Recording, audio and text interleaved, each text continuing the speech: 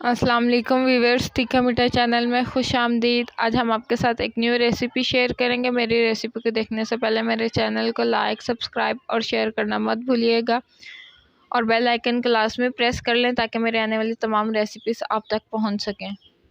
बिस्मिल्लाहिर्रहमानिर्रहीम। अस्सलाम वालेकुम वीवर्स, आज हम आपके साथ वाइट कढ़ाई की जो है वो रेसिपी शेयर करने लगे हैं। ये मैंने 1 किलो चिकन का गोश्त है, ये 1 किलो, और इसके अंदर 2 अदद छोटे प्याज हैं और 1 चम्मच जो है ना वो लहसुन का पेस्ट डाला है हम लोगों ने।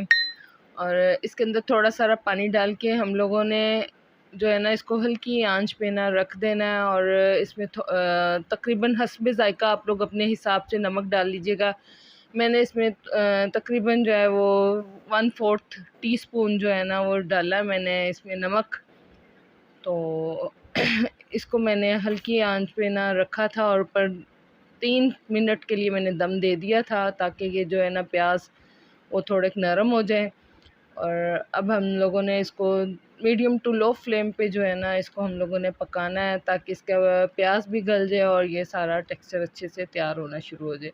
तकरीबन इसमें जो है ना आधा किलो अब हम लोगों ने ना दही डालना है, या आधा किलो दही है तो ये डालेंगे। और इसको जो है ना हम लोगों ने मीडियम टू लो फ्लेम पे ही हम लोगों ने इसको पकाते जाना है। तो ये इसी में ही हम लोगों का प्याज जो है ना वो गल जाएगा और एक अच्छी सी जो है ना इसकी पेस्ट बन जाएगी और सारा मसाला रेडी हो जाएगा। अब इसके साथ साथ जो है ना दोबारा हम लोगों ने इसके ऊपर जो है ना वो ढक्कन नहीं देना है क्योंकि गोश्त कहीं ज़्यादा गल ना जाए। तकरीबन इसमें जो है ना अब हम लोगों ने जो है 1 चम्मच जो है भर के वो वाइट मिर्च का डालना है, सफ़ेद मिर्च का वो डलेगा, लेकिन मैं इसमें जो है ना वो आधा आधा चम्मच करके 2 हिस्सों में ना इसको डाल रही हूँ। तो अगर आप चाहें तो एक भर के 1 चम्मच जो है ना वो खाने वाला वो डाल लें, क्योंकि हम लोगों की ये रेसिपी जो है वो वाइट हांडी की है, वाइट कढ़ाई की है। तो इसमें जो है काली मिर्च का इस्तेमाल हम लोगों ने ज़्यादा नहीं करना है, इसमें वाइट मिर्च जाएगी। और इसको अब हम लोगों ने डाल के मिक्स करना है। फिर इसके अंदर जो जाना है वो दूसरे मसाले जाने हैं। इसको जो है इसमें तकरीबन आधा चम्मच जाएगा ज़ीरा पाउडर का और आधा चम्मच जाएगा सूखा धनिया पाउडर का। और ये तकरीबन जो है मैंने 2 से 2.5 चम्मच जो है ना मैंने देसी घी के डाले हैं। ये ज़्यादातर बनती है मक्खन में, इसमें इसको ऑयल में नहीं पकाना, अगर आप चाहें तो इसको घी में बना लें, लेकिन ये मज़ा जो है इसका वो देसी घी में ही आएगा, क्योंकि बाद में हम लोगों ने इसके अंदर मलाई डालनी होती है, करीम मिक्स करनी है इसके अंदर हम लोगों ने, तो उसका जो है ना टेस्ट अच्छा लगता है। ऑयल में जो है इसका जायका ज़्यादा मज़े का नहीं बनता है, तो हम लोग इसको या मक्खन में या देसी घी में जो है ना इसको बनाते हैं।